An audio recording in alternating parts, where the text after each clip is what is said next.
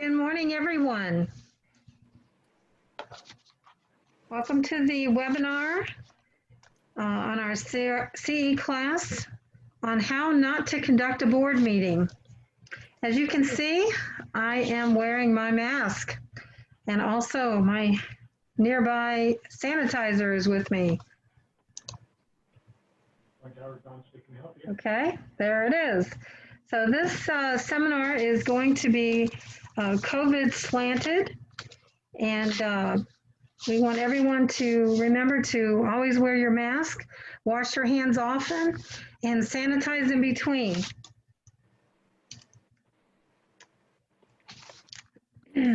We have a lot of challenges that we're dealing with the COVID-19, as everyone knows, including the 19 pounds that I've gained. I don't know if anyone else has, but I'm on the downside of that. How about that? Grab your coffee and let's get started, okay? First, what I want to do is I want to say thank you on behalf of all the sponsors today, as well as myself and the panelists for attending. We have over 200 people that have actually RSVP'd. And what we're going to do is we're going to have questions you can answer via chat, or you can do it by responding at the end when we have the panelist discussion. First, let me introduce myself. My name is Peggy West, and I am with Puriclean. Many of you may know me from my former company, but I'm now with Puriclean, and I wanted to introduce the company. We've been around for 30 years. We have 300 offices nationally. We also have 26 just in Florida and 10 in South Florida. And we are specializing in restoration for water, fire, mold, and we do biohazard and, of course, COVID-19 treatments. So thank you again. And with that, I'm going to turn it over to the next sponsor to introduce themselves. And I'm going to go to Katie Phillips. Hi, thank you. I'm Katie Phillips with Rosenbaum PLCC. And Paula Mera is also on here from our firm. Just wave, Paula. Rosenbaum is a full-service law firm. We have offices in West Palm Beach and in Stewart, and we handle everything that you need for your legal, for your associations in-house. So that means we do your general association matters, we do collections, we do the contract reviews and document amendments, everything you need in-house. We're going to do the skit today, but first we're going to hear from some of our other sponsors. So Peggy, turn it back over to you. Okay, I'm just going to turn it right to Vinteum Software with Jonathan Doro, our Managing Director. Jonathan? Hello, everyone. Thank you for joining us. I'm with Jonathan. I'm with Vinteum Software. We make communication software for condos, HOAs, their property management companies, and managers like yourselves. What we do is create a public-facing website, a communication portal for residents to engage with management, really making it easy. What kind of helps us out also is providing the ability for boards to update and send out messages on their own, kind of relieving some of those duties from the management company. So if you're looking to find out more, feel free to reach out. We are launching a virtual meeting tool here at the end of September, which we're really excited about, which will help with annual meetings, committee meetings, board meetings, that sort of stuff. So if you've got any questions, feel free to reach out. Again, it's Jonathan with Vinteum Software. Thanks, Jonathan. And now I would like to introduce the Vice President for Alliance Association Bank. It's a full-service association bank, Lisa Elkin. Good morning, everyone, and thank you for joining us. My name is Lisa Elkin. I'm with Alliance Association Bank, and all you need to remember is that our middle name says it all. We only do association deposits and loans all throughout the United States. We're one of the top 10 banks in the country by Forbes magazine, but most importantly, we bring the resources of the bank directly to you. So we provide the A, the association-only products and services, B, better business financing for capital improvement projects, and C, convenience, where we're bringing the check scanners to the management companies and associations, and we have our fee-free lockbox. So just remember with Lisa at AB, it's one focus and one expertise, and that's time and money savings for your communities. Thank you, Lisa. We also have on as a panelist and a sponsor, Affinity Management Services with Gary Porter, Regional Director. Gary? Yeah, so good morning, everyone. Thank you for taking the time to join us. As Peggy said, my name is Gary Porter with Affinity Management Services, and I have the pleasure of serving as the Regional Director for the Palm Beach and Broward County market. We service just over 8,000 units throughout Palm Beach County down through Monroe County. So we're a full service community association firm. We've been in business for 13 years. And again, we thank you for your time today. Thanks, Gary. I have Dawn on here, Dawn Miller from the Paving Lady, who had to take an appointment today. If you don't know the Paving Lady, they have been around now about 25 years. In the last 5 years, they have taken on new ownership and they have actually tripled their business. So they have an outstanding reputation based out of Boynton Beach, Florida. If you need information on how to get a hold of Dawn, feel free to reach out to me after the class, or if you know Dawn's information. Thank you. And with that, I'm going to turn it over to Beth Rappaport from Brightview Landscaping. Beth, what can you tell us about Brightview? Thank you, Peggy, and thanks everybody for having me here today. Brightview's teams create and maintain beautiful, safe outdoor environments for residential communities just like yours. We are a full-service landscape company. We do landscaping, fertilization, pest control, irrigation, tree care, mulch, sport turf, or any specialty grass that you might have on your property. Please feel free to reach out to me or anybody from Brightview. We're always happy to provide a no-stress quotation for any jobs you might have. Thank you so much. Okay, Beth, thank you so much. And with this, I'm going to turn it over to Katie Phillips and start the class.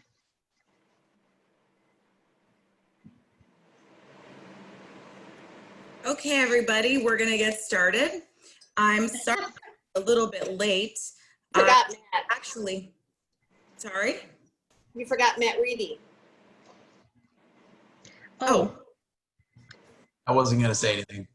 Matt, I am so It's okay, sorry. go ahead. Let's go back up. I so apologize. You are on the agenda also. Everyone, I want to formally introduce Matt Reedy. Many of you may know him. He's with Plastridge Insurance, very active in our communities, servicing you. So Matt, tell us about Plastridge and yourself. Right, I'll be quick. So Plastridge is a 101-year-old agency based out of Delray Beach. I'm one of the community association specialists on the team. As an agency, we represent a little over 1,100 condos, HOAs, and co-ops in Palm Beach County. Really I work from Orlando all the way down to Miami, so there's really not a designated area. But I've been in the business for over 8 years and happy to be here today. Thanks for joining. Also, I just want to reiterate, Matt's a little modest there. He actually gives expert classes, CE classes, which we hope to do some here in the near future, if you'll let me redeem myself. Okay. All right, Katie, take it away. Okay, Paula, you want to Yes. So good morning, everyone. Today we are going to present the course of how not to conduct a board meeting. And this is actually a really fun course, and we always enjoy presenting it, and especially when we're in person where we can see everyone who's attended and the attendees are able to ask questions. But as we all know, board meetings are now via Zoom. So this is going to be a different twist, and we're really looking forward to doing it. And it's our first time via Zoom to conduct this particular presentation. So we're going to get started. It is a board meeting for Grumpy Towers Condominium, which in today's, that was always the title and the name of the association, but even now more with COVID, it's like the grumpiest Grumpy Tower Condominium. So that's it. We're going to get the show on the road. Our board members are here, and it should be easy because last night the board called and discussed all of the things that we're going to discuss today. So we're just going to vote on the stuff in public at this point in time. I want to set a couple ground rules for our Zoom meeting this morning. There will not be any comments on any of the agenda items, and we will not. Hey, now wait a minute. We get 3 minutes. Can we mute her, please? Yeah, just go ahead and mute Wendy because she's always speaking up in an inappropriate way and always wanting to comment on agenda items, and we don't want that. And no one is to record this meeting. I want to make that very, very clear. Recording is against the law, so we're not recording this. And if you are delinquent in your assessments, which I see a few of you on here that are, you need to leave the Zoom meeting because you're not able to attend. Right. For sure. And I just want to let you know that, you have to stop having these meetings so early in the morning because, I was up all night playing slots online. And by the way, I used the association's debit card for just a little loan, but I won big. So I'll pay it back tomorrow. But yeah, just make sure. At 9 o'clock to get ready. Excuse me. Can we, Jonathan, with our wonderful management, can we mute her, please? I'm sorry. Yeah, I tried muting her. She's just unmuting herself, but I'll don't worry. I'll just kick her from the meeting. Okay, perfect. Even better.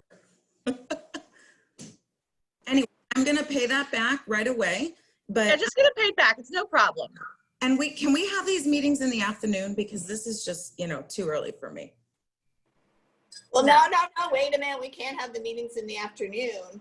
These board meetings take forever. It's a beautiful day. I want to go out to our pool. Is it still closed to the Jonathan, can we not mute these people till after? All right, so let me make sure that everyone's here. So, what do you have? Hi, I'm a Payne for anybody who doesn't know me. And Mark just wanted to tell you he's not coming, but I have his proxy, so I can vote on whatever on his behalf. I don't think so. I don't think so. You people are not running this correctly. I'm going to have to report you to the DBPR. I'm going to just ignore her since we can't seem to keep her muted. And I just want to let you know that I have Bob's wife on the phone, Candy. She couldn't. He's playing golf. So I got Candy on the phone and she's going to help us with whatever we need. That's good. Okay. She knows what his vote is. Yeah. Yeah. Okay, so we do have proof of notice. The meeting was posted in the bathrooms by the pool 48 hours in advance. So we did post. Yep. Perfect. And we already talked about everything yesterday. So this is just like a quick run through of whatever we need to do. Excuse me. Excuse me. This lady, are you serious? You need to stop. Right now? You're out of order. You're out of order. Anytime you have to give a notice. I'm not sure what it is, but Miranda, go on to the minutes. We did give the notice. Everybody goes to the bathroom, Wendy. I mean, seriously. All right. Anyway, just let's ignore her. If we can't keep her muted, we'll just ignore her. So the annual meeting minutes are here. Let me go ahead and start reading them. We had the meeting was called to order in December, and we had a quorum, it looks like. And we had everybody here, and they all agreed on the fact that we didn't really need to have an election. We basically just said, these are the people that are going to stay on, and nobody had an objection to that. And I mean, these things are really long. Do I need to keep reading all of them, or can we just approve them? So we don't need to do that. We don't need to read the minutes, just approve them. They don't need to be read. It's really just senseless to waste time like that. Perfect. I love that. And Candy, Bob agrees, right? Yep. Okay. For sure. So approved. Oh, no. Okay. So anyway, we have the special assessment that we need to talk about. You guys are out of line. We've already decided that we came up with about $700,000 in expenses for the painting, the concrete restoration, and anything else that we need to do as part of that project.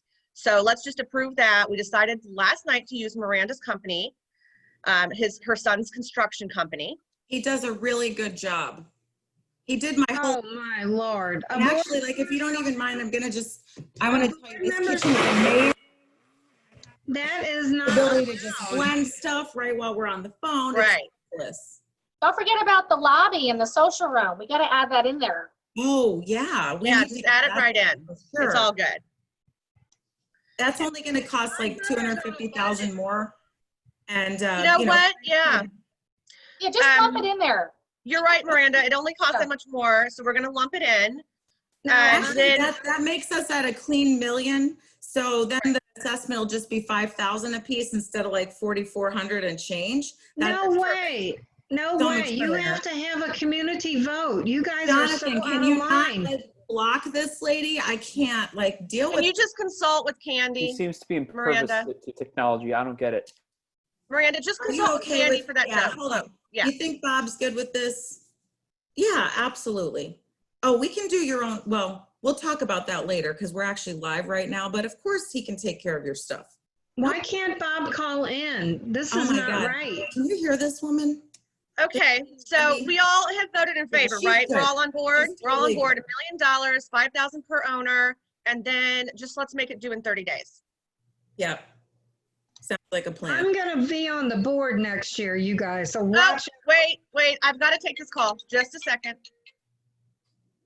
Hi. Yes, thank you. I've been waiting for your call. No, I'm not available that day. I can do Friday. I really need my hair done. Yeah, and then we'll talk about lunch and how the kids are doing. Okay, perfect. Thank you. Bye-bye. Okay, so let's move on and discuss the litigation that we're currently involved in with that pesky owner who fell in the breezeway. Listen, she shouldn't get a dime. You never know what's in her mug. Oh, she's always Tell drunk. me about it. So let's read the letter from our attorney. Hold on, isn't that Wendy's mother? And Yeah. aren't they delinquent or something too? Yes, Like, yes. why are we even entertaining this? Well, she's delinquent because she's always You're- at the wine store. She's You're always at not supposed to be Total talking Wine. about these things. I'm gonna get People on think the That's really I- what she felt. She's So been what voted we're gonna please. do now, we're gonna read the letter from our attorney. And basically the letter is advising us to settle this particular litigation, the slip and fall litigation, and letting us know that we have some issues with respect to the condition of the breezeway at the time that we need to be concerned about. There is But nothing. frankly, I mean, I don't think we need to settle. I mean, there is, she's always been an irritant owner. She's always just looking for a payout. She's always drunk. That too. Yeah. Yeah. So I agree. I don't want to I settle. think this is a slander. Ima, do you want to settle? Notes. Ma'am, you can have your time to speak at the end. Ima, do you agree we don't need to settle? Yeah, she doesn't deserve a penny. I'm not settling. Then we're going to get other people trying to do the same thing. And Candy says Bob totally agrees and that there's nothing wrong with the breezeways. It's totally just drunkenness. Perfect. Totally. And you know, we need to repaint that, but I think the clubhouse renovation is much more important. So I think we should just table the breezeway repainting to the non-slip surface till next year. Yeah, and then we can just use like leftover special assessment money or something. Yeah. Oh Later. my goodness. Oh my goodness. So, okay, we also need to agree, this is one of the last items here, we need to agree to implement the new restrictions on leasing, and we're going to cap that at 10%. I totally agree. And, you know, I think we should also just cap renters as well. We don't need to have them and be able to evict the bad ones. What about the documents? Is anybody legal here at all? Ma'am, what part of at the end of the meeting did you not understand? Like, are you not understanding? Jonathan, we got to fix this for the next Zoom meeting where we just like totally block people from speaking, period. Can't have this anymore. This is crazy. Listen, I got a nail appointment that I'm going to be late to. I didn't realize this was going to take that long. Are we like almost done? Oh, Well, I don't think we have really. just get Candy to vote, just get Candy to agree to the rental cap, and then I think that we're basically kind of done. Are you good with the rental cap? Yeah, but Bob wants to ban pets for renters as well. That's perfect. That's great. We'll They do don't that too. care. They don't pick up their their poop. So we're good with that? Yeah, perfect. Fine with me. Okay. Ima, you're good? Oh, good. Awesome. I hope you get a great color, girl. I can't wait to show you. I can't wait to see it. All right, so we're good, then we're finished? I believe, I mean, unless Wendy wants to whine about something, she can just send an email to the management company with whatever issues that she has this time, and then we're done. Okay. Perfect. Bye, everyone. Thank you for coming. Okay, so again, thank you guys for participating with us. We, in attendance, like I said, we would ask the audience to raise their hand and mention all of the different things that we did wrong. So Katie is going to put up the slide presentation, and Katie, dive in here with me as well with respect to the things that we did wrong throughout this meeting. So hopefully everybody noted that I did not call the meeting properly. I did not call it to order. And the quorum included a non-board member standing in. Candy stood in for her husband. So that is obviously improper. You can attend as a board member by telephone, but you can't have your wife attend on your behalf. And I'm a Pain was voting by proxy for another board member that was not present. Yeah, sorry. No, great. Miranda went to the casino, as she noted, and complained about how late the meeting was, pardon me, how early it was, because she was at the casino all night with the association's debit card. So for two different things with that, obviously inappropriate if you had a credit card, debit card, to use the association's funds in any way, not related to the administration, but debit cards are also prohibited for condominium associations.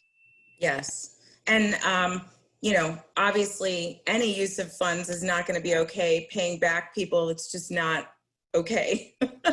So.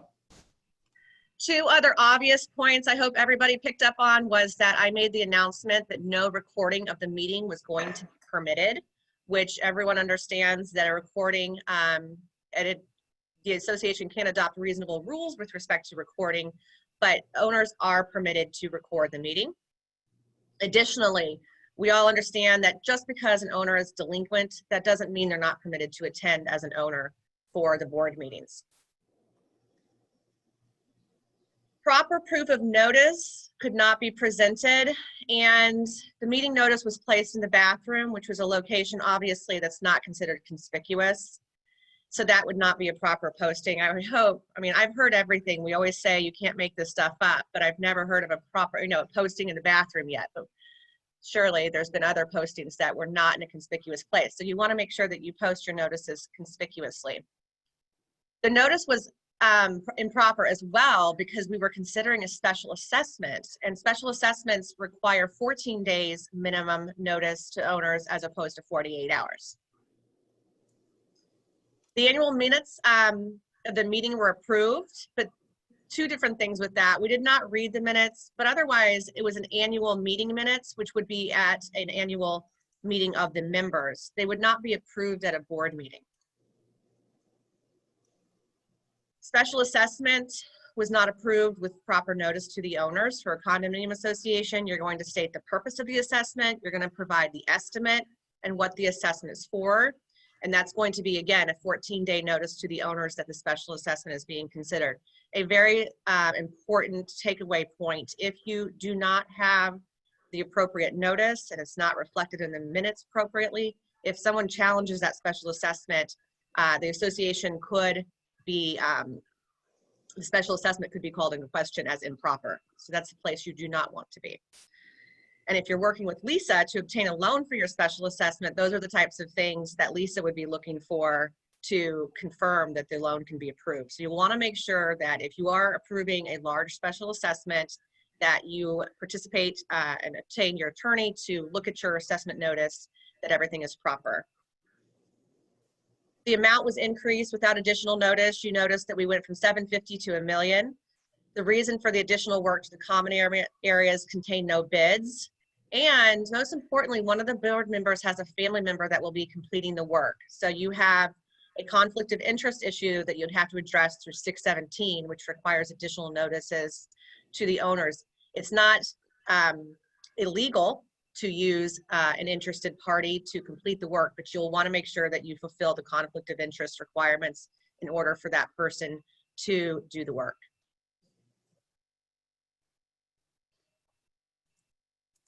Hold on. We also talked about litigation with Whiny Wendy's mother, who slipped and fell in the breezeway. And I'll let you touch upon this as well, Katie, just for practical experience from your management experience. We read the letter out loud, which is a no, because you do not want to read your attorney-client privilege letters out loud. You also don't want to have the discussion about litigation at an open board meeting. That is an exception. And if you're having a discussion about litigation, whether to settle it, what to do with it, or any other facts regarding litigation or pending litigation, or anticipated litigation that might come, you'll want to make sure that you have a closed board meeting with your attorney present. Interestingly enough, we had a discussion about the slippery common area walkway, and most likely our secretary would have put and recorded those discussions of my layman's opinion about what may or may not constitute a slippery walkway. You'll want to, when you record your minutes, always make sure that you do not contain or provide information that would be subject to disclosure through litigation later on. Or even if it's not in the minutes, I think it's important to say that you don't want to talk about things that the board is going to not repair or to do what is needed to improve the property, because you have witnesses at a meeting. You have plenty of people that saw the board acknowledge a problem, and then, you know, it's on record whether it's in the minutes or not. And we have a premises liability course as well that Katie put together, and we discussed those issues in further detail, because those are important issues. And as you're serving as a volunteer board member, you're not expected to be an expert in what to say and what not to say. So be on the lookout for that course as well, because it does go into good detail about how to discuss those types of issues. And they come up all the time, especially for our condominium clients, where you're maintaining the entire building and common elements. The board voted on implementing lease restrictions and pet restrictions without amending the declaration, which would be improper. Other rules were approved without proper notice to owners in advance. And again, if you're going to approve a rule which relates to the use of a unit or a lot for an HOA, that's again 14 days notice. So we were implementing at the last part of the meeting, the lease restrictions, the cap, and the pet restrictions, which would not be enforceable. And most importantly, no time was allotted throughout the meeting for the owners to speak, and the meeting was adjourned without allowing owners their minutes at the end of the meeting to speak on agenda items.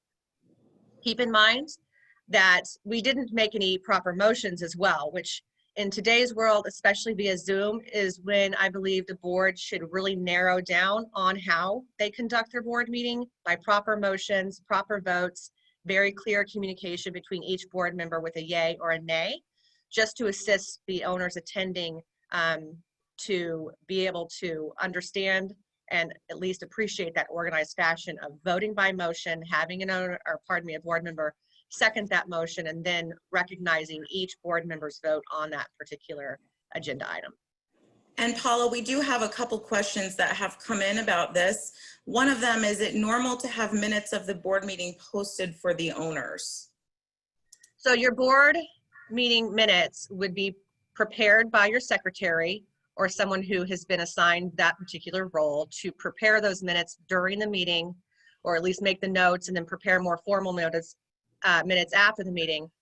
However, those minutes, I don't consider those as an official record until the next board meeting at which the board votes to approve the minutes. So that's a question that kind of comes up, a nuance, if you will, where you have had someone take the minutes, the secretary takes the minutes, a member the next day says, I want the minutes, I want to see those minutes from last night.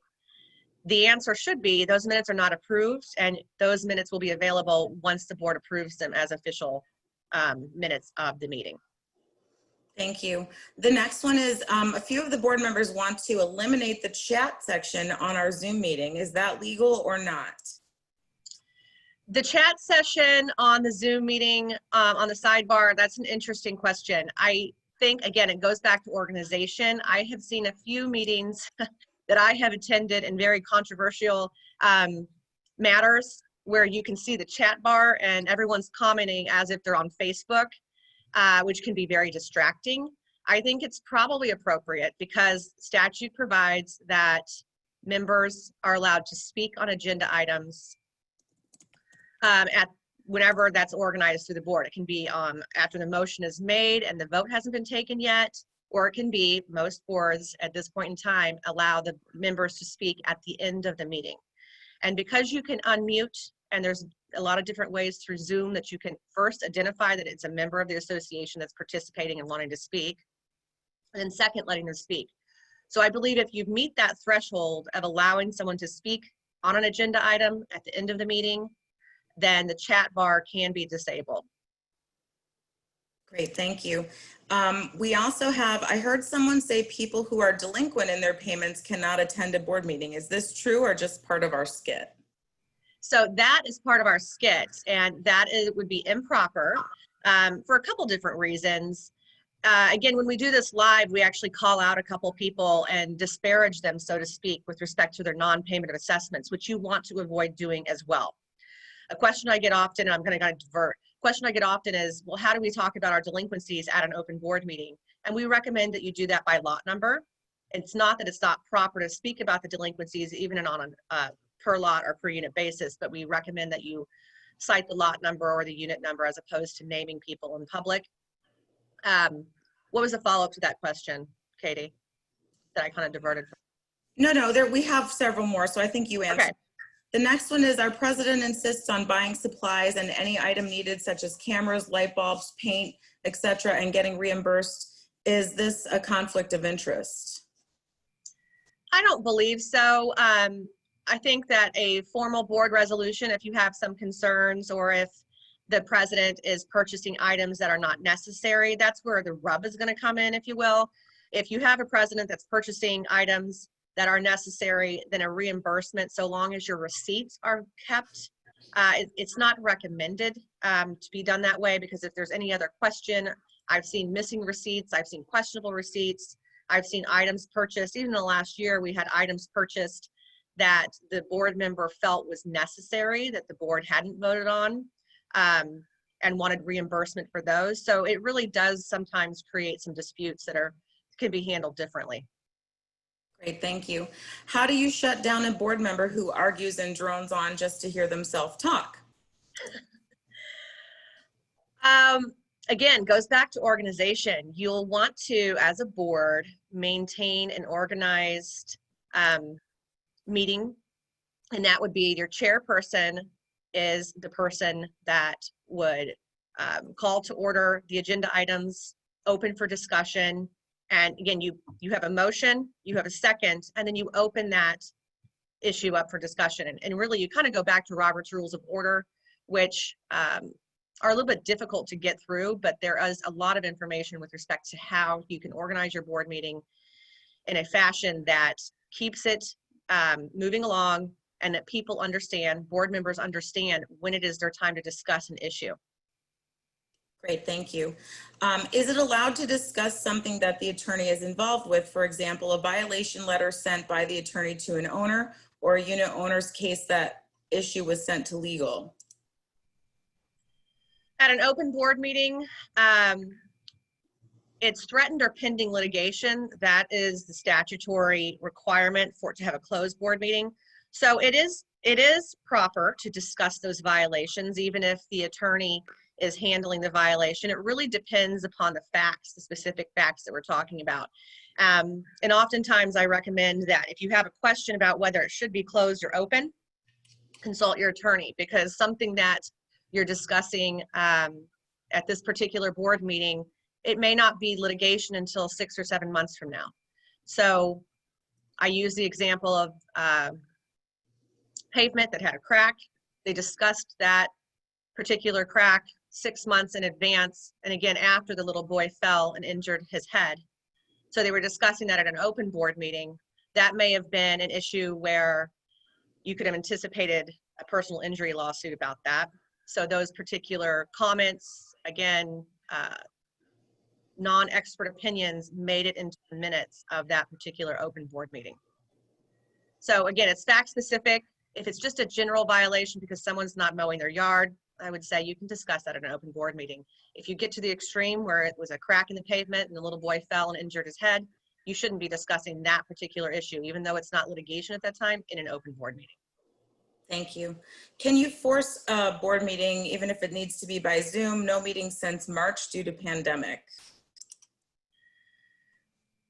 That's a good question. So you're talking about forcing a board meeting. Let's talk about annual meetings versus board meetings. If an association, we have associations with 1,500 homes that are able to conduct meetings via Zoom. So if your board is not holding a board meeting, that's probably problematic at this point in time, because unlike the very early weeks of the lockdown and the COVID crisis, it was a little bit difficult for everybody to get organized for Zoom meetings, but there are all obviously different platforms as well. So they should have regular board meetings, and it's not, I don't think COVID is a good excuse not to have a board meeting at this point. Great, thank you.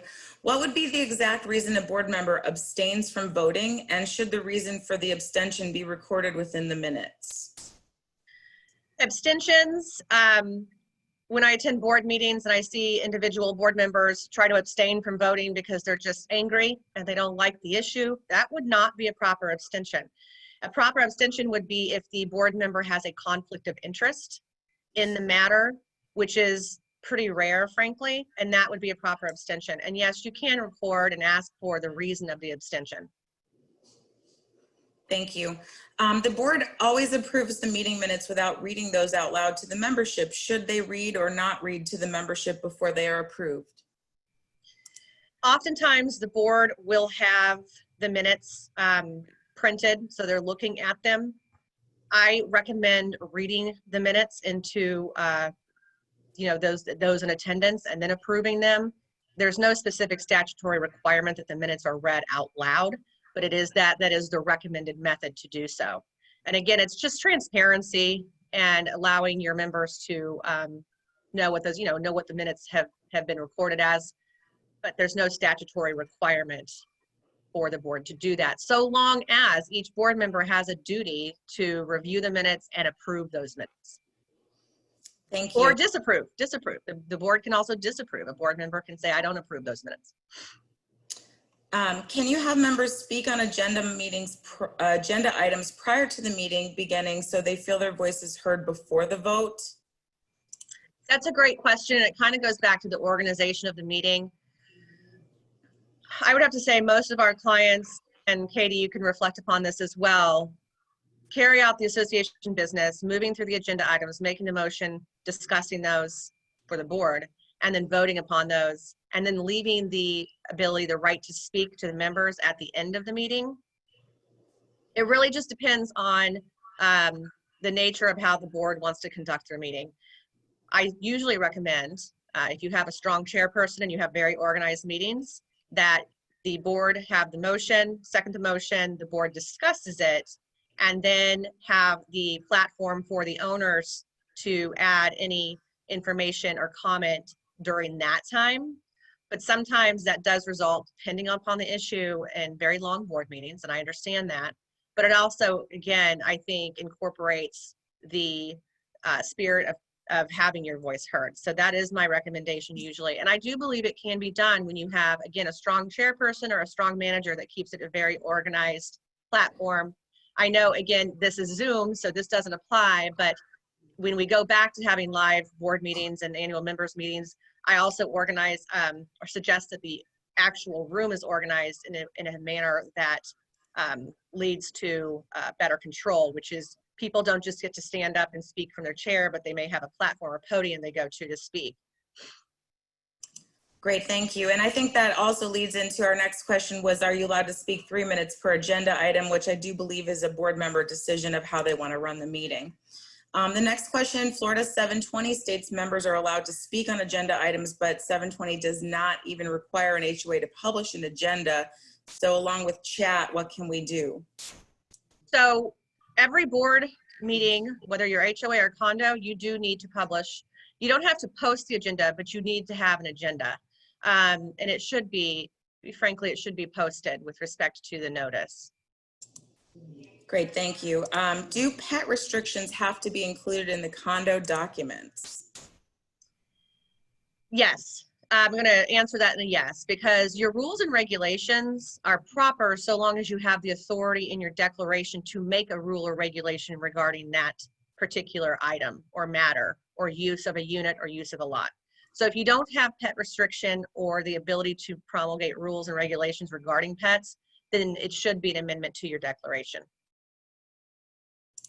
Great, thank you. Can a unit owner be falsely accused by board members without any responsibility to them? Not really sure.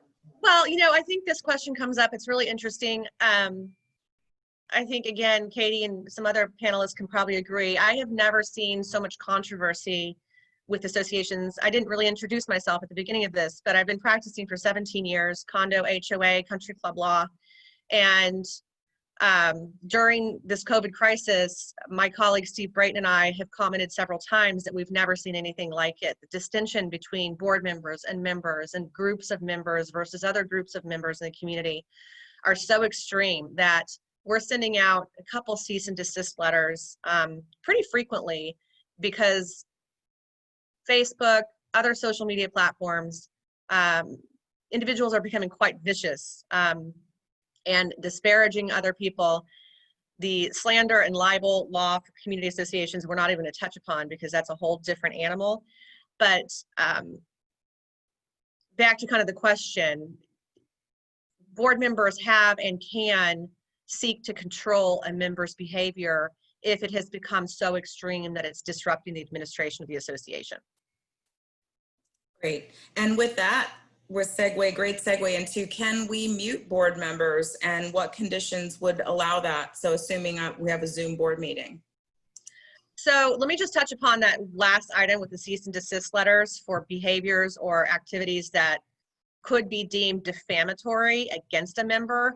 I want all of my board members to understand that those are private and confidential letters. It should go between the board and the member only. It should not be distributed to other members. It should not be dinner table talk with your spouse. Be very cautious of that because there was just a case, the association ended up prevailing, but there was a case brought by a member who had received a cease and desist letter based upon activities or behaviors that if untrue rather, could be defamatory to that member. So keep that in mind because that's a touchy issue right now. And back to your question, Katie, I'm sorry. Muting board members during Zoom meetings. Again, it goes back to the chairperson. Can it be done? Yes, it can be done to the same degree that it can be done at an actual meeting where you have requested to that board member that he or she is out of order with respect to the continued disruptions or conduct. Again, goes back to organization. You'll want to make sure that you kind of touch up upon how you organize your meetings and how the chairperson conducts those meetings to confirm that everyone understands when they're able to speak and when they could possibly be out of order. Great, thank you. How do you deal with a long-term president who brings recommendations in the guise of suggestions? I'm not quite sure I understand kind of the nature of the question, but a board president is voted in, elected, and then the board also has the ability to vote to change that, remove that particular president from the officer role of president. But ultimately, it kind of goes back down to organization and decorum. I don't know if, presidents, members, directors, even everyone can make a recommendation. Thank you. Our board considers having a closed meeting for personnel to include anything that has to do with a person. I think that anything that is public information, such as legal violations, bankruptcies, is not personnel. So I think we need to just define what that is. Yeah, that's awesome. So, okay, so personnel is, it's very specific. It is if the condominium association or HOA actually employs a person as a hire. It's not your management company personnel because that's the management company's employee. It would be an individual employee of the association. That is what a personnel is defined as. So it would be improper to close board meetings to discuss, again, maybe perhaps sensitive issues when you're talking about violations or delinquencies, but those would not be issues or matters that are subject to a closed board meeting. Thank you. What if you post your minutes on the website? Would that be sufficient instead of reading minutes during the meeting? No, because you have to read the minutes. You have to at least make the minutes to approve the minutes as an agenda item. So minutes at board meetings are approved by the board. Minutes for annual meetings are approved by the membership at the next annual meeting. And just to add to that, from the management perspective of that, you really don't want to post minutes when they're in draft form. You only want to post those once they are approved by the board, because if there's changes and you have multiple versions out there, people downloaded the draft minutes before they were changed, and you do get into litigation or something, you've got minutes that are not really the accurate minutes. Right. Is lack of sufficient information on an issue a legitimate reason for a director to abstain from voting? No. So in that particular instance, the director would vote no. Or make a motion to table that till you could collect more information. Correct. So that motion to table to the, or you could amend, that particular board member could amend even the seconded motion. Okay. And is an abstention by a board member considered a no vote? An abstention is considered an abstention, not a vote either way. And again, that's why it should really be reserved when you have a conflict of interest or another narrow, proper reason for abstention. If you refuse to vote, which this happened twice this year, where I had a board member angry and upset, removed herself from the board table and went and sat in the audience. Well, she's still present at the board meeting. She refused to vote, so actually, pursuant to statute, that is deemed a yes vote. So be cautious when you are angry and you don't abstain because it's not proper, but you just get up and walk away from the table. You have just put yourself in as a yes vote. Okay, thank you. If a set of homeowners set up a roofing committee to obtain competitive bids for those wanting to replace roofs in the community, when you state HOA was not involved, should current board members be strong members of the committee? I think this is a pretty specific question, so I'm going to send this person our email and let them send us an email, because that's a pretty specific question. What do you do with the rogue director who ceases to communicate with other board members and does not perform what is asked of him by the president? When you have a director who is being difficult or not participating or not showing up, directors for very limited reasons can be removed from the board, conflicts of interest or different type of behaviors, but very, very, very narrow. So you can ask that director and send a letter that they need to meet the requirements of their board role, but ultimately, unless that person is serving as an officer position where you can vote as a board to remove that person from its officer, his or her officer position, then you just have a board member who's being difficult, and you hope to either, if you want to set up a board recall of that member, then that's the nature of how you would proceed, is through a recall. Great. We have been told that salaries of management cannot be disclosed. Is this true? No. So your management contract and the details and the specifications of that management contract are an official record of the association. And if they're individual employees, I think so is the employment contract, correct? Yes. Great. For an HOA, 720 says that 20% of the owners request an item on the agenda. We can't get 20% of our owners to agree on what day it is. Even our board members can't get an item. The president and GM control it all. How can we get an item on the agenda? Members can petition, it's 20%, to place an item on the agenda. The board would then need to take that item up at the next board meeting, or I believe it's within 60 days if they don't have a scheduled board meeting. And that is also a 14-day notice to the membership, but it is limited to that petition. If you have a tie on the board, so in other words, if you have a 5-person board and one person abstains, so you have a 2-2, who is the tiebreaker? Well, I would go back to the point where the board member abstaining doesn't have a proper right to abstain, and take it back to a vote. There is no such thing as a tiebreaker. Right. So you would be stuck with that 2-2 vote because that person has abstained. If it was a proper abstention, then you would need to go back and figure out a way for those 2-2 to make a decision on the item. It's just an impasse if there's a tie. Right. Yeah. Must board members respond to a homeowner who sends an email inquiry? An email inquiry, if it comes in the form of a request to inspect the official records and your association has not wisely adopted a records request rule that requires it to be at least via post or what we recommend is certified return receipt mailed to the association, then you will need to respond to that records request inquiry via email. If it's another type of inquiry, the association is not required to respond to email inquiries or questions. Great, thank you.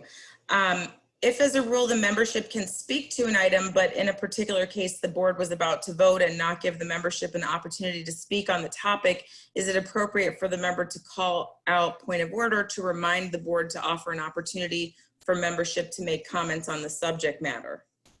So no, it would not be appropriate for a member to call out a point of order for the board to organize, again, back to my other points, organize the board meeting in a fashion to where the members have the comment time before the board votes. But certainly it would be a violation if the board does not allow members to speak on agenda items at least by the end of the meeting. Right. Can the board members at any time supersede an ARB decision or ACB decision if they deem it necessary? That's a good question, and Katie and I are going to work in the next few months to get a course together for ARC. I've been saying that for months now, but it's a really important question. ARC issues, you'll definitely, in my opinion, want to consult legal counsel with respect to your ARC issues. The answer lies in the bylaws. So we do have bylaws that I have seen. I recommend amending bylaws that have no veto power over the ARC committee. But for ARC committees, you're going to look towards the bylaws with respect to what those ARC committee powers are. And it's becoming a more and more sensitive area with respect to disputes. So the board will want to make sure when you do have a separate ARC committee, the ARC committee is following the bylaws and the board has set out requirements for that committee consistent with the bylaws. And usually we recommend that the board have veto power over any disapprovals or approvals of the ARC committee. Can a board decide to remove a tennis court and replace it with a pickleball court, or is that a modification? That is considered a material alteration for a condominium. So you will need to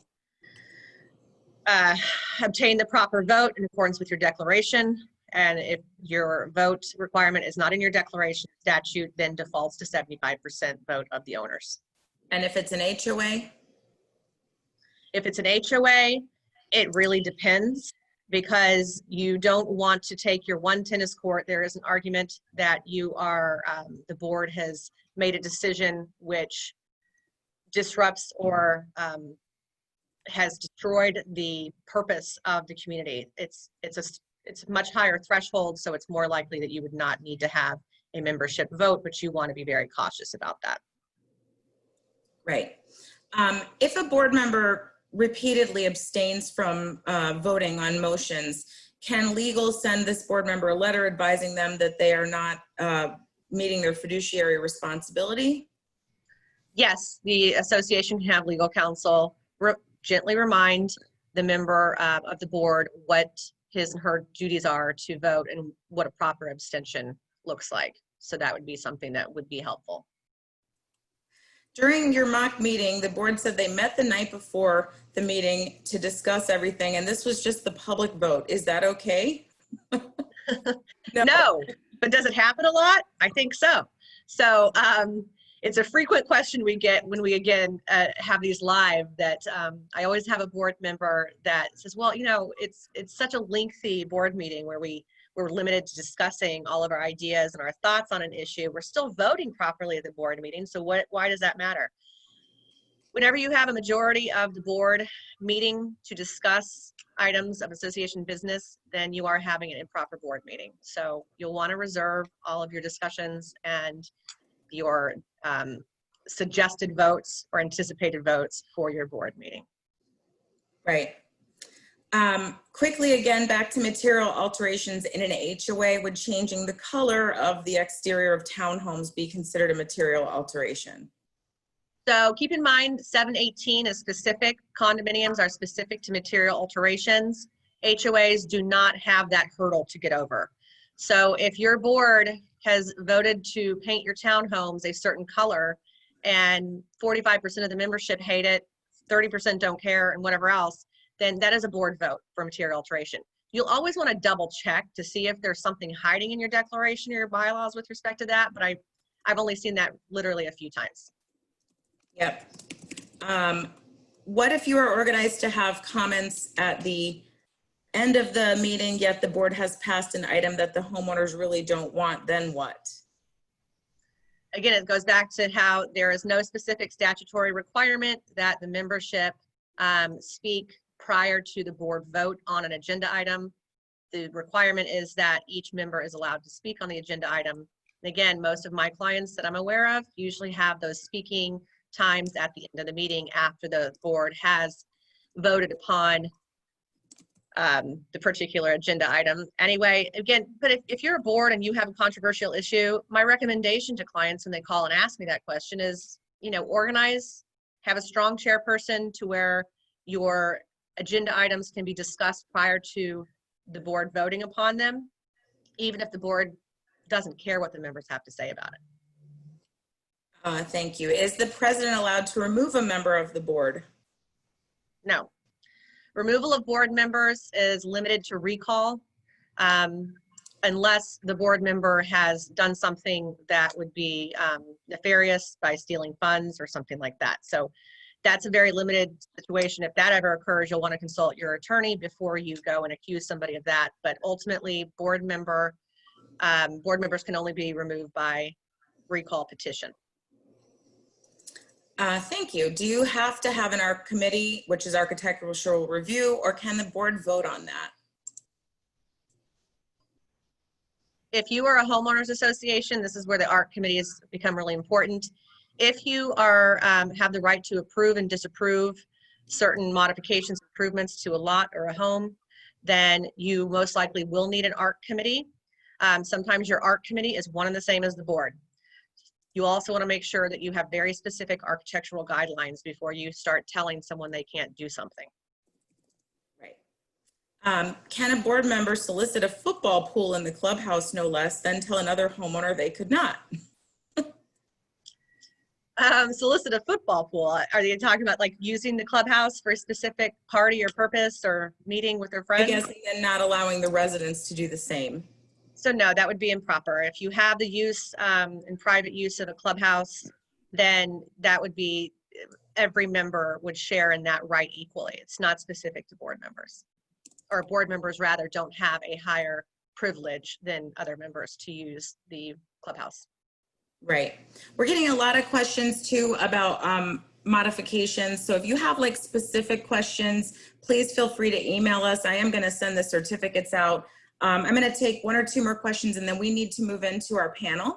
So I have our board meetings in person allowed for now with 20 or more in attendance, and the board members said they are taking steps to clean tables, provide hand sanitizer.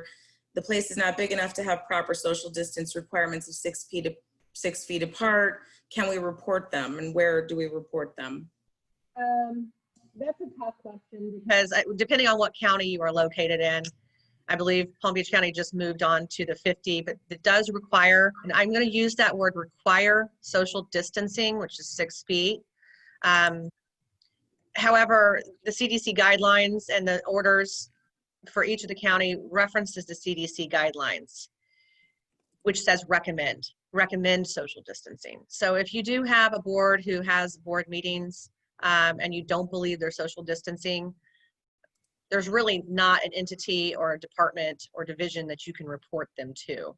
I suppose if it was such a gross abuse of the use of space that you could call your local law enforcement. We've heard on the news, of course, where you have fraternities having parties and individuals having parties, and law enforcement may or may not get involved with that. But it's kind of an interesting question. It's a really difficult one to answer because there's no right or wrong answer there.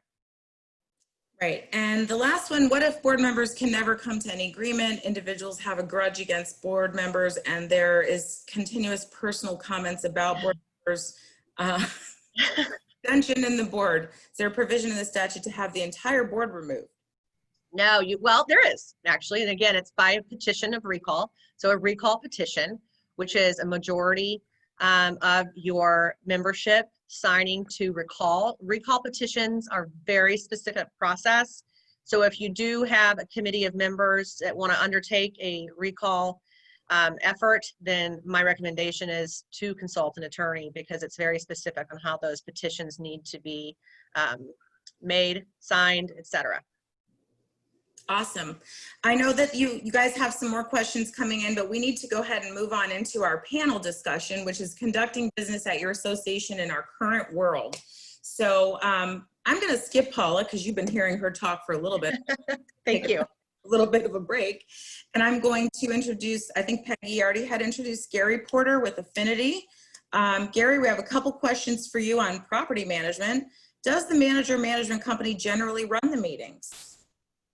That's a great question, Katie. Kind of piggybacking off of what Paula indicated, it really depends on the board. So most of the time on the board, there is a parliamentarian that's there, whether it's the board president or secretary or somebody that has that strong personality that can kind of run and lead the board of directors through the business that's being conducted. But however, if the board feels that the manager is a little bit much stronger, then we'll be happy to participate and play that role as a parliamentarian to get the board through their activities. Awesome, thank you. Is it better for management to have more frequent board meetings or less frequent? So our opinion is more board meetings are better because it allows for the transparency throughout the community.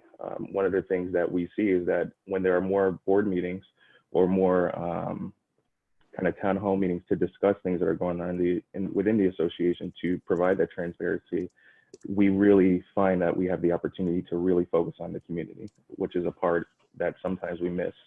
So providing that transparency is huge because again, it's about the community association. Awesome, thank you. And how is management handling the management office and interaction with the owners during COVID, since most offices are closed? So in the beginning, most of our offices were closed. So we did close the offices, but the managers and the sited team were on site. So we kind of did that through appointment only, email and phone call. But now most of our associations are up and running in normal operations. So what we have done is two different options. If there's a door leading access into the management office, then we swap that door out to a partition door. So half of the door can open up and the desk is 6 or 10 feet back, where the resident and the manager or the administrative assistant can communicate with safety. And if that option is not available and there's a front desk, then we have installed plexiglass to provide that barrier for safety. Awesome, thanks, Gary. Peggy West, Puroclean, got a couple questions for you. With most of the counties permitting pool and fitness facilities to be open with restrictions, what is the recommendation for cleaning protocols in these areas? Okay, hello everyone. So basically, after there is 4 or 5 people in the room or up to that amount, before the next group comes in, everything should be wiped down. Now, we don't do janitorial services per se, so most of the communities are hiring someone or asking their janitorial service or their maintenance / janitorial person to actually do this wipe down using a disinfectant that of course is approved and recommended by EPA or the CDC. Puroclean uses a couple of different products, which are not only virucides, but bacterial cleaners, disinfectants, and so on. And we do recommend that whoever's doing the cleaning wears complete face masks, just like the county is recommending, gloves, the PPE face masks, the N95. And when we go into homes or private residences and we do any COVID cleaning and so on, we are also wearing covered shoe products and gloves as well. So the guidelines are saying that the bathrooms have to be checked and disinfected every couple of hours, just as a pointer. And I will tell you that I did contact, because we're not doing a lot of the health clubs like outside of communities, but the health clubs themselves, they are actually using hospital grade products as we are. So everyone who's having to deal with the health equipment and so on, is wearing the gloves, the masks, and covering their shoes. So that would be the best recommendation. And at the end of the evening, if anyone's not sure who's been in or out, and we recommend that you sign in and sign out of the health clubs, that at the end of the day, all the equipment is wiped out again, just as an extra precaution. Great, thank you. Thanks, Peggy. Lisa, should the association get a line of credit for emergencies? Lisa's with Alliance Association Bank. I'm sorry about that. That's okay. Well, thank you, everyone. The answer is definitely, because we are in the heart of hurricane season right now. And we are, as we can experience right now, it looks like there's 5 different storms out there. Hopefully they'll all miss us. But I always say an emergency line of credit gives you what's called peace of mind. It's being proactive rather than being reactive. And to apply for an emergency line of credit, we just have a 1-page loan proposal form. We ask for a few key financials, balance sheet, income statement, accounts aging. And based on those metrics, that's when we decide if we're going to be able to prepare a term sheet. In that term sheet for the emergency line of credit, it's a term of 2 years. And then if you want to renew it again, there's also an opportunity to renew it. And the minimum amount is $100,000 and the maximum amount is $2 million. So when an association is applying for an emergency line of credit, they're really hoping that they don't have to use it. So when they're applying for it, when we go to underwrite for approval, we're going to look at some key credit metrics. We're going to look at, first, we're going to look at the delinquency. So if you have 100 units and you have more than 10 units that are past due, you're already at a 10% delinquency.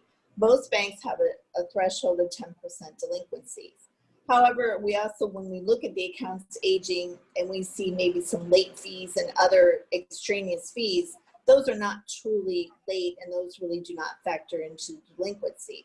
If your delinquency is above 10%, then you want to talk to Paula and help pursue collections against those past due owners. The next thing we look at is liquidity. If you're requesting, let's say the minimum amount of 100,000, maybe your budget is 100,000, we want to see at least $20,000 in all your bank accounts. It doesn't have to be in just operating, you know, it includes CDs as well, but we want to see that you at least have some liquidity there. In other words, you basically have some skin in the game. So if you have a $100,000 budget, you should have at least $20,000 in your bank account. The next thing we look at is the size, because if you have as few as 25 units and you're applying for emergency line of credit versus, you know, 100 unit, more units also help spread out the risk overall. So it doesn't mean that we won't do a smaller condominium or homeowner association, but it just means that we're going to look at it a little bit differently. We also look at the assessment increase, because right now, if the owners are having trouble paying their current assessment, and now we're going to be increasing the assessment, that could result in higher delinquencies, which then could push that above the 10%. So those are just some of the credit metrics that we look at for the emergency line of credit. And like we said, nobody really wants to have a loan. They just want to have that peace of mind with it. Another thing that, you know, we talked about during how not to conduct a board meeting was the fact that one of the board members who's in this condominium was using a debit card. So of course, you know, debit cards are not allowed by law, but the association could consider getting a credit card. Not that they want to also have to use the credit card that often, but we have anywhere from a $500 limit all the way up to a $25,000 limit. For the homeowner associations, they are allowed a debit card.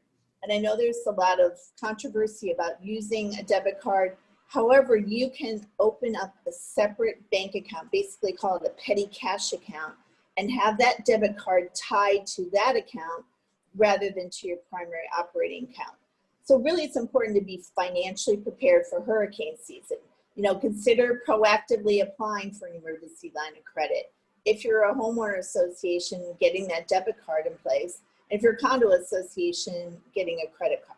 So those are just a few things that I would say during this hurricane season is to be financially prepared. Great, thanks, Lisa. And we did have a question come in. What is the monthly cost on an emergency line of credit? Well, it depends on the amount that you request. Like I said, we have as low as 100,000 all the way up to $2 million. And again, if they're not drawing on that line of credit, the only cost is really when you get the actual line of credit. There's an origination fee and there's a closing fee. Other than that, if you do not use the line of credit, there is no cost. Now, I've also had boards say to me, well, if we're not going to use it, why should we have to pay for it? Well, our bank is setting aside those funds for your community. So in other words, even though you're hoping you never have to use that $500,000 line of credit, we cannot lend out that money to anyone else. So there is a cost to having that money readily available. But the positive part of that is if a hurricane were to impact your community, cause a lot of, let's say, for instance, landscaping damage, and now you got Best Company, and now of course Best Company wants to be paid, you reach out to us and you say, listen, the landscaping company says we need $50,000 to clean this up. You can draw right away from that line of credit and Best Company can get paid. Great, thank you. We also have another question that came in. Are there any funds out there that could help an HOA offset the COVID-19 crisis? Yes, there are. There actually is what's called the EIDL program. It's through the SBA. It's not something that you go directly through a bank, but you go through the SBA. It stands for Economic Injury Disaster Loan. I believe there are funds still available. There is not another round of PPP right now, the Paycheck Protection Program loan. But for the EIDL program, you can also reach out to some free resources. One of them is called SCORE, the Service Corps of Retired Executives. They have an office right in Boca Raton. They can assist with that type of EIDL program. And also FAU has what's called the Small Business Development Center, and they also offer free counseling. So I urge you to check out those resources if you are having issues with, being impacted with the cash flow with COVID, because unfortunately, an emergency line of credit cannot be used for COVID expenses. Great, thank you. And lastly, Lisa, we had, what are the benefits of having paperless payments and transactions through Lockbox and then your AP, system? Okay, so with Lockbox, you have to think of anything as like a PO box. Just like if you're working with your car, you have a car payment and it's being sent to wherever, it's being sent to Chicago. It's a PO box. Well, we own a PO box and we actually have one right here in Orlando, Florida, and is dedicated strictly to associations. We don't have any other types of payments coming into our Lockbox. That allows us to take those coupons that the owners get, and they're like, what's the big deal about this little sheet of paper? Well, there's a scan line on that coupon. That allows our Lockbox to process up to 6,000 payments an hour. So we're probably processing over 1 million payments a month because that's really speeding up the process. For the owners now too, if they don't want to mail a check, the other options are through our e-pay. You can pay online, you can pay with a credit card, you can pay with your checking account. The most important thing is you as the homeowner, you control when you want that payment to come in out of your account. And you also control that if you change your bank account, you go in and change that as well. The positive part of that is your management company then does not have access to any of your personal account information. You as the owner being able to control that. On the flip side, you have what's called electronic accounts payable. So because the board members are all over, and sometimes it's very difficult to get them to sign actual physical checks, and especially if you need 2 board members to sign, it's called Avid Strongroom is one such program. And what it allows you to do is the invoice comes into your inbox as a board member. You look at it and you're like, yep, Beth did landscaping, we need her to get paid. And then you go ahead and you say approved. But then maybe the next level would be that other board members like, yeah, it got done. And maybe the final might be someone from your management company, etc. So you can set up your approval levels that you want, and then you make sure that those vendors get paid. The best part is that as a board member, you're not having to manually sign checks. Great, thank you so much, Lisa. Matt Reedy, Plastridge Insurance, got a couple questions for you. What is the risk of liability on reopening of the amenities in common areas? A good and relevant question right now, especially with Palm Beach County starting to move from phase 1 to phase 2. Getting this question quite a bit, and I guess the unfortunate part of the answer is from an insurance perspective, it really doesn't matter what phase we're in. So we're not really seeing any changes as to how coverage would or would not apply. So, you know, there's still a lot of the policies out there have the communicable disease exclusion in it, where if we were sued by an individual saying we contracted the virus in our use of the pool and you were negligent, if you have that exclusion, it's going to be outright excluded from there. Other policies at best leave it a little bit vague, though the opinion of most underwriters and adjusters that I've spoken with believe that most of these claims would go uncovered. Now, the formal answer from the insurance companies I've spoken with have been more of a, it's a case-by-case basis, we'll apply coverage as it pertains to the policy. So, you know, it can be a little gray as far as it depends on how the claim is brought against the association, but for the most part, my recommendation has been to continue to operate as if we knew that there was no coverage. I'd rather be conservative rather than sorry in this instance. So from a transition standpoint, there's not much change in the market, but it's a good reminder now. I'd be curious to see what Paula's thoughts would be. You know, use the example of early on, you know, almost every community shut down their common areas. And okay, so you're the one community in a 5-mile radius who still has their pool open. You could make a pretty good argument there that if somebody got sick, okay, if I'm the one guy who has my pool open, maybe there's some negligence there, but as society starting to open up a lot more and everybody has their pool open and everybody's traveling around a little bit more and being more social, how much more of an argument would an association have being that, okay, you know, society's kind of opening up, and how negligent are we if everybody's starting to open up? Have you had those kinds of questions brought to you yet, or have you kind of thought through that? Yes, those questions came up very early on, and everyone has their different opinion, everyone being, you know, attorneys that I talk to and litigators that we speak to. And I've always taken the position that there's a causation issue. I do realize that I think in New York and a couple other northern states, there has been some threatened litigation with respect to healthcare providers not being provided protective gear. But I think in our association settings, it would have to be a very narrow case where a plaintiff who has contracted COVID from, let's say, the association's gym would really have to show that they have been nowhere else, has had not any other contact, and that the condition of the gym or opening it or not closing it was the direct result of the association making a bad decision or violating those governor's orders or the Palm Beach County or Martin County, St. Lucie County orders. Do you think as we move into phase 2 and people are being more social out there, that I guess you say causation, do you think it becomes even more difficult for somebody to prove?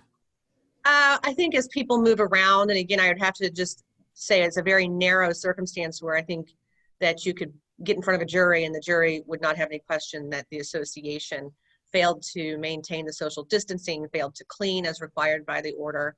So to that same degree, I think as we start to reopen, the questions I'm getting more and more are, and one of these questions I think Katie had for me is, everyone else is reopening and your community association is still limiting the hours. So there's a lot of frustration developing around members not understanding that as we even move to phase 2, or you're in Martin or St. Lucie County, there's different requirements, but the board has decided to continue to limit the facilities based upon their ability to clean, based upon the ability to maintain and monitor to confirm that social distancing has taken place. So for our board members, I say definitely it's helpful to have a board meeting to discuss these things and continue to vote upon the hours and the rules with respect to your facilities being closed or limited hours. And with that said, let me just jump in for both of you. Would a hold harmless waiver be sufficient for associations to prevent the liability of the use of the common areas? I'm going to answer that like this. It doesn't hurt.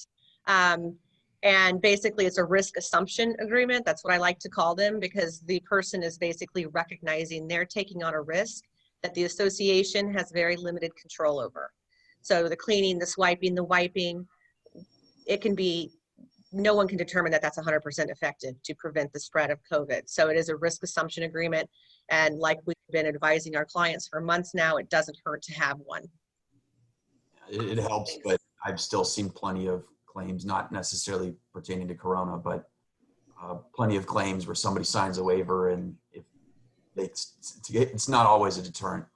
They can Right, and that's a great distinction, Matt. So thank you for mentioning that, because when you have different waivers, again, taking this out of the COVID context, while they're helpful, they're not a preventative measure where the person is not going to bring a personal injury action. You think about the trampoline parks, et cetera, or if you're using the pool and it's not an injury related to COVID, it's really difficult for an association or any entity for that matter to assume that person out of the risk. So you're going to have still duties with respect to maintaining the property, et cetera.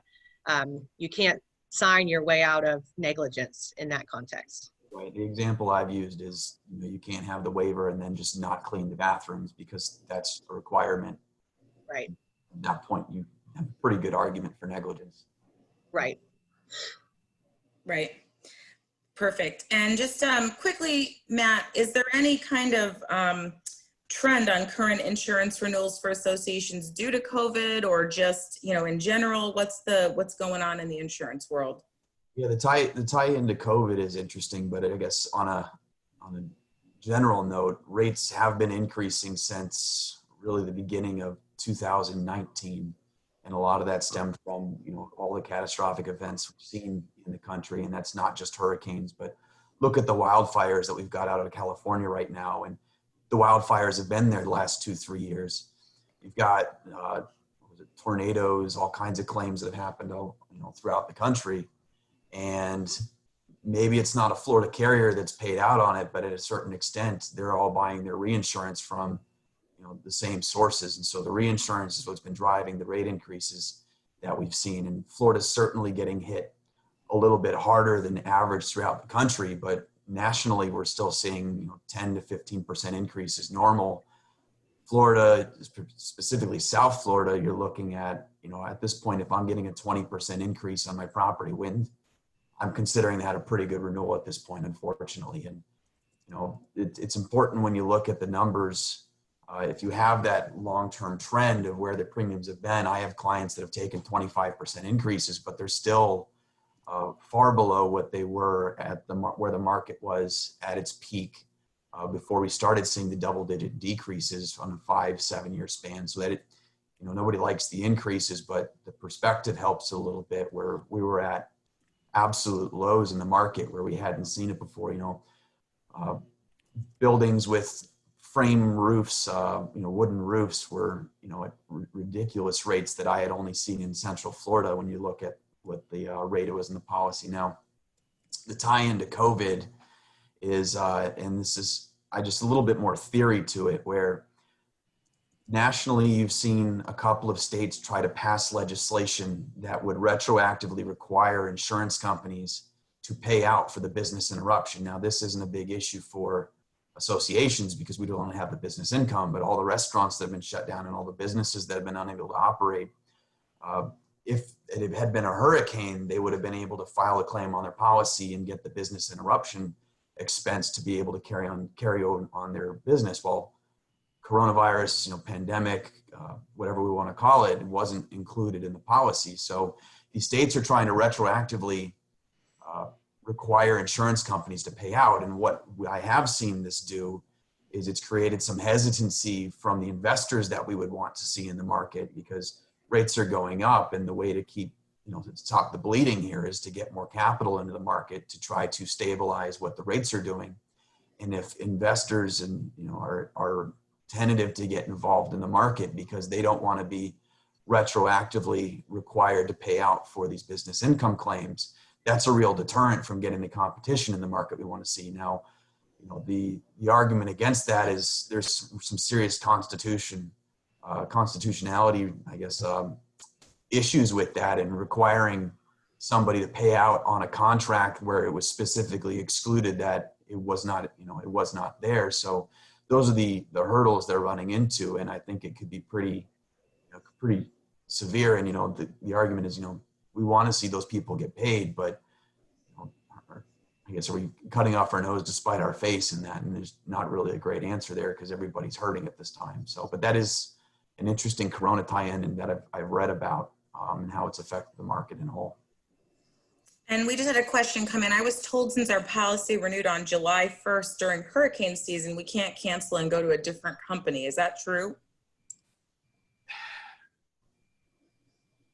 Not necessarily. It's certainly more difficult. Now is not the time that you want to be trying to renegotiate a policy, especially with 5 storms out there in the Atlantic. Certainly be more difficult to negotiate a proper renewal now than when we get out of storm season.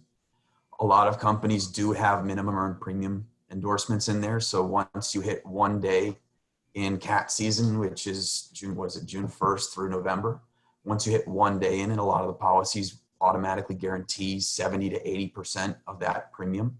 So for some companies, yes, you are effectively locked in. Now you can move it around once you get through that minimum earned premium, or if you just want to eat it, which I very rarely recommend.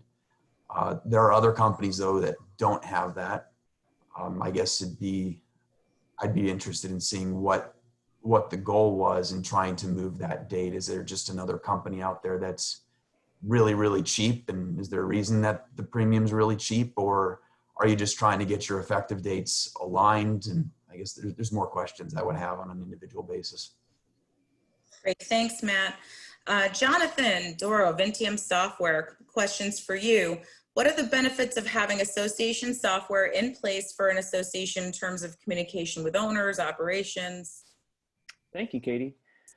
Yeah, I mean, we heard a lot of mentions to just things being, pretty tense, right? Contentious.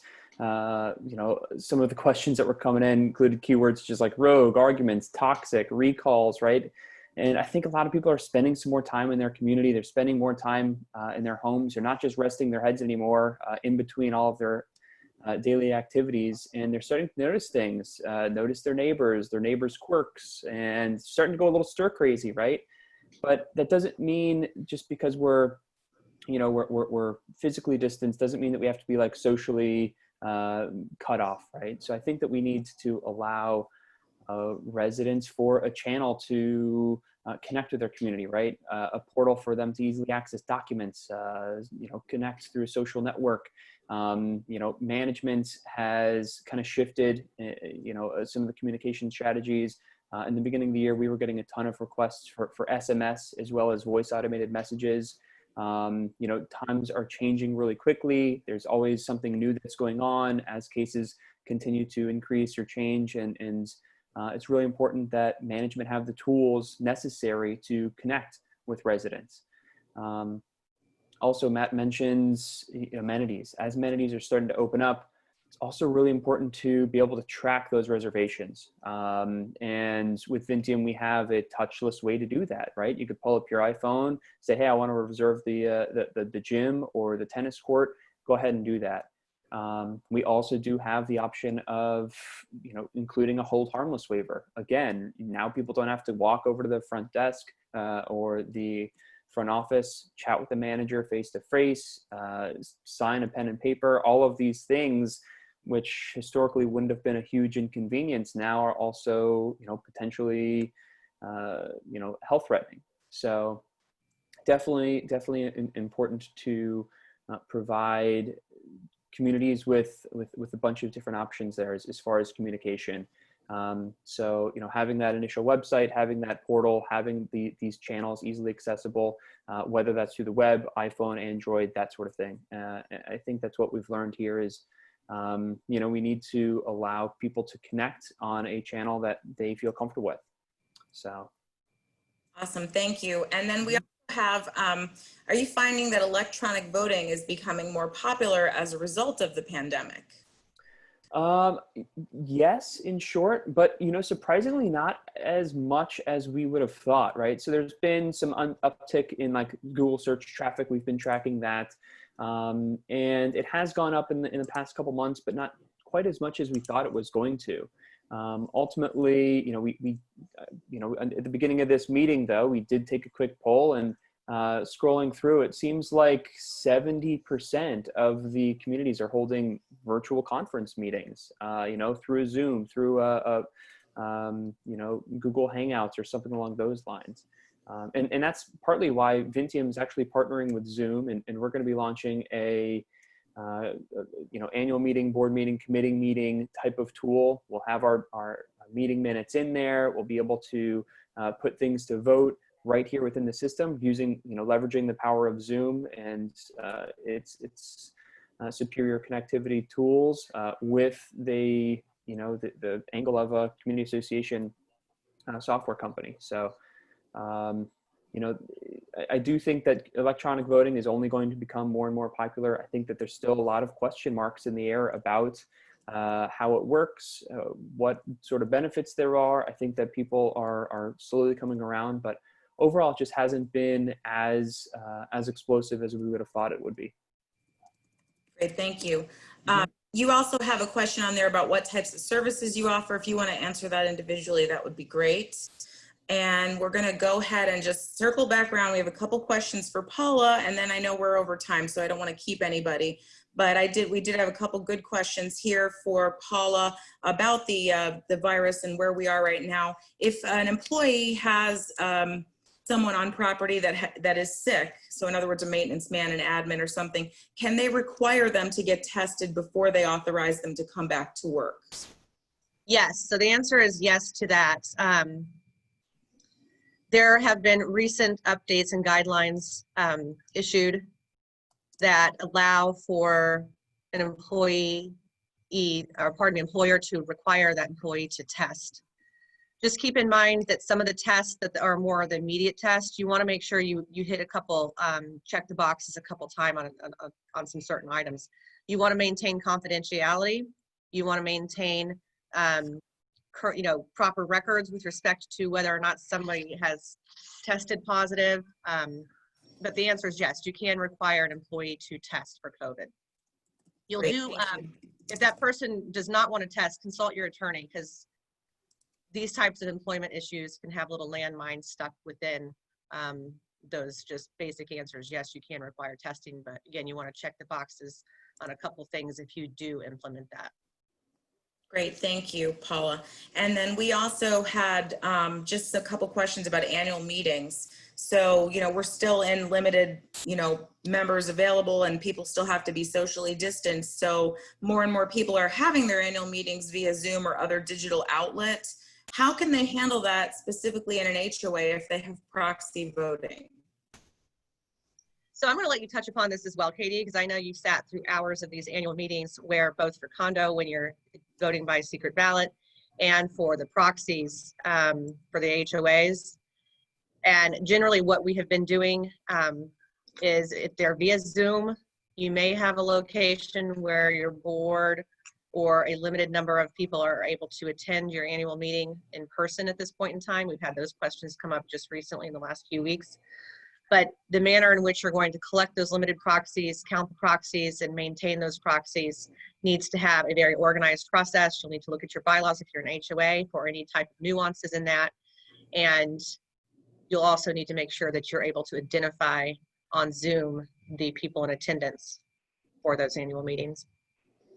Right, and that can be a little bit tricky because, not every manager or board member has seen every resident in their community. So maybe even just a pre-registration and an email check or some type of question that makes them verify that they truly are an owner, such as their account number, something that allows you to be able to do that. And we did have a lot of other individual questions, some about concrete restoration and that. If you would like to, my email address is out there, and I'm also going to be sending everyone a certificate and a copy of the What We Did Wrong. Jonathan, I know that you've recorded this. There's quite a few people that have asked for that. Can we get that link too? Maybe I could just email that to everyone. Absolutely, yeah. So it takes us a little bit of time to digest, make some minor edits, and then go ahead, we'll upload that into YouTube, and then we'll go ahead and share that with everybody.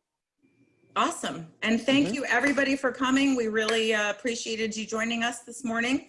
And we are having a webinar on Thursday just about Palm Beach County. So if you all get my emails, if not, when I send this out, I will try to get that to you as well, just on COVID reopening for Palm Beach County.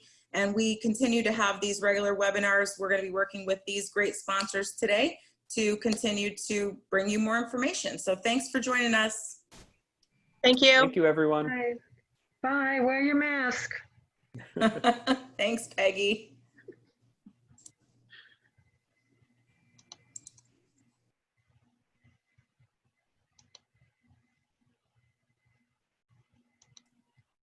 And I went ahead and just shared the polling results. If anybody's interested, they could take a quick peek at those.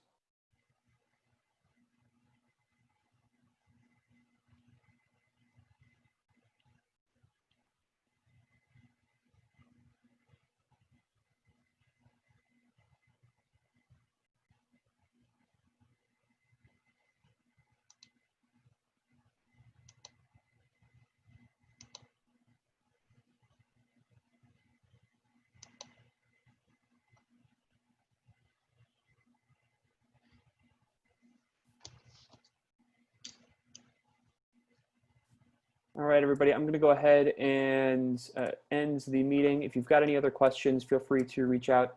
You could reach us at jonathan@vinteum.io. The email reminder that you received earlier today was from my email address. So if you've got any questions, feel free to reach out. But thank you very much for attending and have a wonderful Tuesday. Sorry about that. Have a good one. Bye.